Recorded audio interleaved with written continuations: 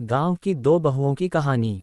ये कहानी एक छोटे से गांव रामपुर की है, जहां लोग सरल जीवन जीते थे और आपसी प्रेम व सहयोग की मिसाल पेश करते थे। इस गांव में दो परिवार प्रमुख थे, चौधरी हरिराम का परिवार और पंडित शिवनाथ का परिवार। दोनों परिवार अपनी प्रतिष्ठा, आदर्श और परंपराओं के लिए गांव में विख्यात थे। हरिराम के बेटे अर्जुन की शादी शांति से हुई थी, जो एक शिक्षित, सुसंस्कृत और व्यवहार कुशल लड़की थी।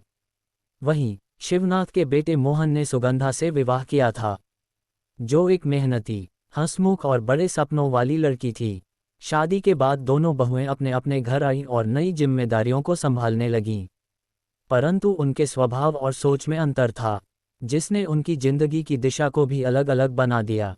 शांति की कहानी। शांति एक शिक्षित लड़की थी, जिसने विवाह के बाद भी पढ़ाई और बच्चों को पढ़ाने का सपना नहीं छोड़ा।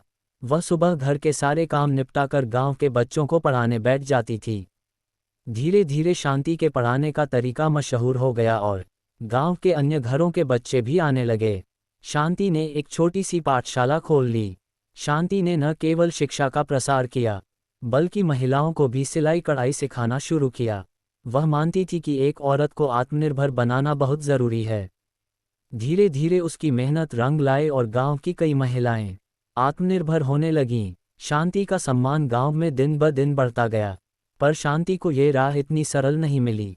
परिवार के कुछ सदस्यों को ये पसंद नहीं था कि वह घर के काम के अलावा बाहर भी समय दे, लेकिन शांति ने धैर्य और प्रेम से सभी को समझाया। वह अपने कर्तव्यों में कोई कमी नहीं आने देती थी, इसीलिए धीरे धीरे परिवार के लोग भी उसकी सराहना करने लगे। सुगंधा की कहानी। वहीं दूसरी ओर सुगंधा का सपना था कि वह एक दिन शहर जाकर कुछ बड़ा करे। उसे गांव का साधारण जीवन रास नहीं आता था। वह अक्सर शिकायत करती कि यहाँ सुविधाओं की कमी है और जीवन नीरस है। शुरुआत में सुगंधा ने भी घर के कामों में हाथ बटाया, लेकिन जल्द ही उसका मन ऊब गया।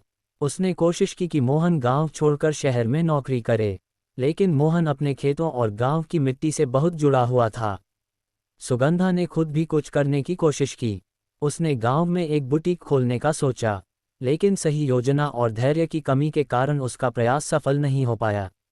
धीरे धीरे उसके और परिवार के बीच दूरियां बढ़ने लगीं। सुगंधा की असंतुष्टि ने उसके दाम्पत्य जीवन को भी प्रभावित किया। वह अधिकतर समय मायके में बिताने लगी।